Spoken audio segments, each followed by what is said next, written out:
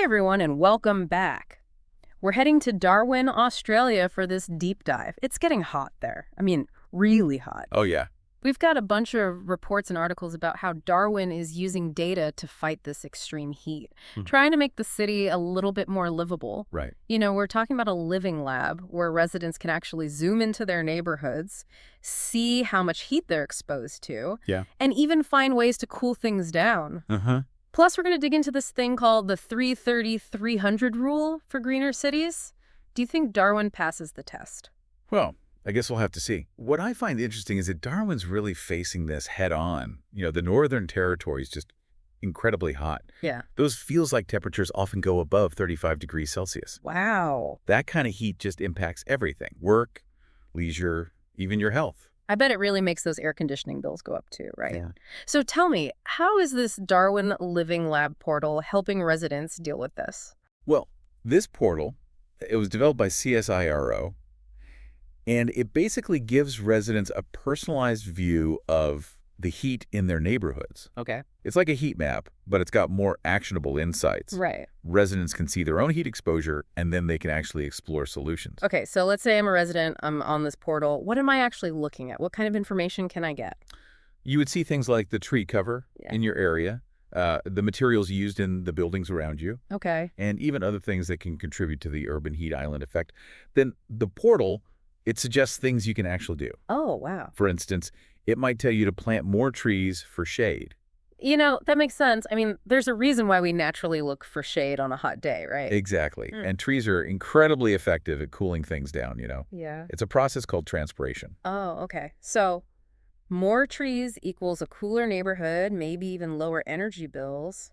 What about lighter colored roofs? Does that factor in at all? Yeah, you know, that's actually really simple physics. Right. Lighter colors, they reflect more sunlight and heat, but darker colors, they absorb it. Right. It's like if you wear a black shirt on a sunny day versus a white one. Same thing with your roof. Yeah. This portal kind of helps residents understand these things. It gives them some practical and often affordable ways to make a difference. I like that. So this portal isn't just for individual residents, though, is it? No. Could urban planners or policymakers use this information, too? Absolutely. In fact, it's a really powerful tool for them. Okay. They can use it to visualize these heat patterns across the whole city. Yeah. Which helps them to make better decisions about design and infrastructure. Interesting. For example, they might decide to put more parks in areas with high heat exposure. Right. Or they might build shaded walkways along busy streets. Makes sense. Yeah. So they're strategically cooling the city using data. Does this tie into the 330-300 rule at all? The one for trees? Yeah, it does. That rule, it was developed by a forestry expert in the Netherlands, Cecil Konijnendijk. Okay. And it's basically a guide for having healthier and greener urban spaces. Gotcha. It says people should see at least 3 trees from their home. They should live in a neighborhood with at least 30% tree canopy cover and be within 300 meters of a green space. I see. So it's like weaving nature right into the city. It makes you wonder how Darwin measures up to this rule. Well, that's where things get a little interesting. Even though Darwin is a tropical city and known for its trees, its tree canopy has actually been getting smaller. Oh, really? Between 2016 and 2021, the city lost 33% of its tree cover. Wow, that's a lot of trees. What happened? Was it just development? It was actually mostly because of a natural disaster. Cyclone Marcus hit Darwin in 2018. Oh, right. It really damaged a lot of trees. 5 suburbs lost 50% of their trees. Oh, that's terrible. Right. So even though the 330-300 rule is a good goal, Darwin has some work to do to get their trees back. Yeah. Is this living lab helping them with that? Definitely. Having all this data helps them make better decisions about replanting and where to plant trees, so hopefully we'll see a greener, cooler Darwin in the future. That's great to hear. But is this just happening in Darwin? Are other Australian cities taking this data-driven approach too? Well, that's what we're going to find out next. So Darwin's not the only one trying to build a better city with data, right? No, not at all. There are urban living lab projects springing up all over Australia. Okay, tell me more. What are some other cities working on, and how are their projects different from Darwin's? Well, there's Western Sydney, for example. They're developing a project at Sydney Science Park. Okay. And it's all about creating this, city of the future, one that's sustainable and resilient, They're really focusing on combining smart technology, green spaces, and getting the whole community involved. I see. So it's like they're taking what Darwin's doing with their living lab and making it even bigger and better. Exactly. And then you've got Ginninderra in Canberra. They're going in a slightly different direction. They want to create a net zero emissions community. Wow. So, a neighborhood that runs entirely on renewable energy, where they produce almost no waste. And everyone uses sustainable transportation. So they're really pushing the boundaries. Yeah, they're exploring all kinds of really cool ideas to make that happen. It's fascinating how each city is taking this living lab concept and adapting it to fit their own needs. But what's the underlying reason behind all of this? What's driving this movement? I think it's a growing realization that Australian cities are facing some pretty big challenges, especially with climate change. Yeah, that makes sense. Dr. Tim Muster, he leads the Urban Living Labs initiative at CSIRO, and he said that Australian cities, while they're often ranked as some of the most livable in the world, are becoming more and more vulnerable to climate change. That's true. I mean, we saw what just one cyclone did to Darwin. And it's not just those big events we need to worry about. It's the slow, steady increase in temperatures, rising sea levels, and just the strain on resources as cities grow. Right. These are long-term problems that need innovative solutions. And that's where these living labs come in. They're like giant experiments where scientists, policymakers, and communities can work together to find those solutions, making cities more sustainable, more resilient, and ultimately better places to live. So it's about future-proofing cities, ensuring they're around for generations to come. It's not just about fancy technology and buildings, though, is it? No. It's about giving people a say in how their city evolves. Absolutely. Take the Darwin Living Lab, for instance. It gives residents the knowledge and the tools they need to actually make a difference in their own neighborhoods. Okay. Whether it's planting trees or choosing lighter-colored roofs or advocating for more parks and green spaces, people are actually becoming active participants in making their city cooler and greener. I love that. It's like a citywide science project where everyone is invited to help out. But going back to this idea of future-proofing, what are some of the benefits these living labs could bring in the long run? Are we talking about flying cars and robot butlers? Maybe not flying cars just yet. But the potential benefits are pretty huge. Okay. By trying out new technologies and ways of designing cities, these living labs can help create cities that use energy much more efficiently. Right. Just imagine cities with cleaner air, cleaner water, less traffic, and that are much better at adapting to the changing climate. Okay, so maybe no robot butlers, but less traffic and more parks sound pretty good to me. But seriously, it seems like these living labs are leading the way globally towards smarter, more sustainable cities. You're right. Cities around the world are facing these same problems, and they're looking to Australia's living labs for ideas and inspiration. What's happening here is really innovative, and it could have a ripple effect, changing cities far beyond Australia. It's pretty amazing to think that a city like Darwin, with its own unique challenges, could become a model for other cities to follow. But let's be realistic. These living labs must have some challenges too, right? Yeah. What kind of obstacles might they face? That's a really good question. One of the biggest challenges is getting enough funding and resources, especially when we're talking about long-term research and implementation. Right. These projects need a lot of investment, and keeping that support going over time can be really hard. So it's not enough to just have good ideas. You need the money to make them happen. What are some other challenges they might encounter? Well, there's also the challenge of working with all the different people and organizations involved. You've got government departments, universities, private companies, community groups. They all have their own interests and viewpoints. Yeah. Getting everyone to agree and work together toward the same goal can be pretty difficult. And let's not forget about the human element.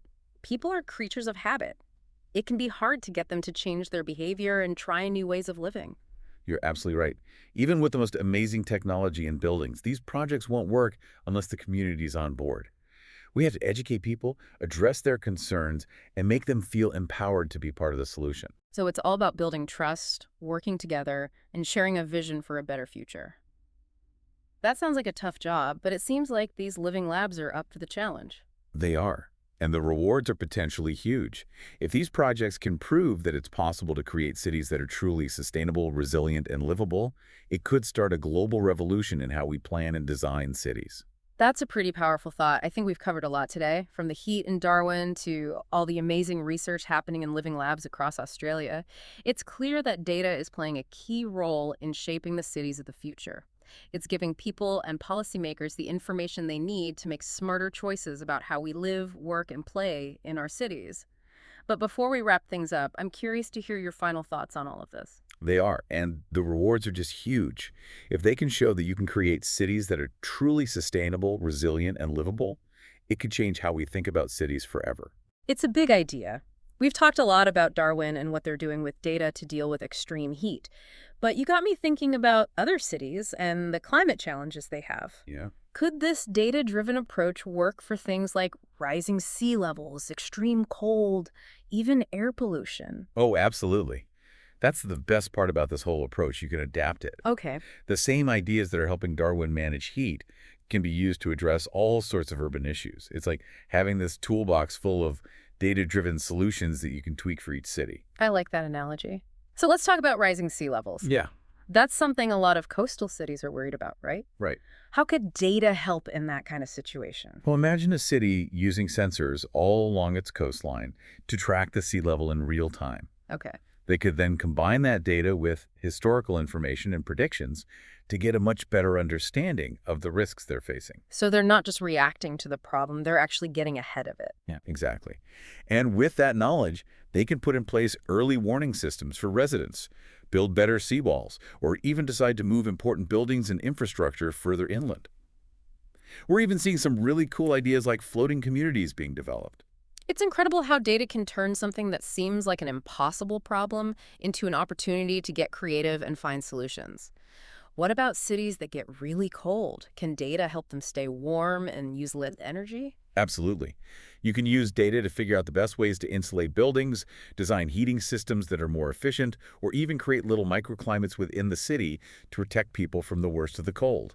You can even use data to map out safe walking routes during snowstorms so people can still get to important places. So it's all about using data to make the city more resilient, whatever the weather might be. Yes. What about air pollution? That's a big problem for so many cities around the world. How does data fit into that? Air pollution is a serious health issue, and data can be a game changer in fighting it. Think about having sensors all over the city, constantly monitoring air quality, finding those pollution hotspots, and showing how well different solutions are working.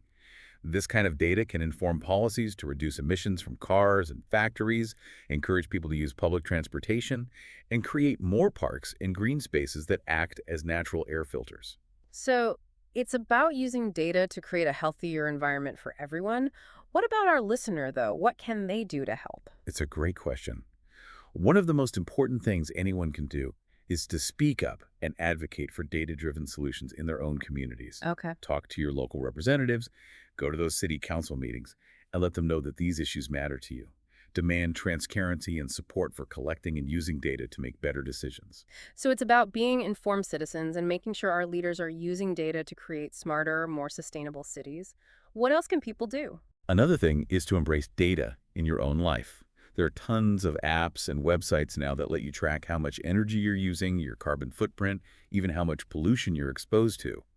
This information can help you make better choices about how you live, what you buy, and how you impact the environment. So we're talking about becoming more data literate, using information to make smarter choices for ourselves and our communities. And hey, maybe we can all learn from that 330-300 rule and make sure there are enough trees in our own neighborhoods. That's something we can all do, right?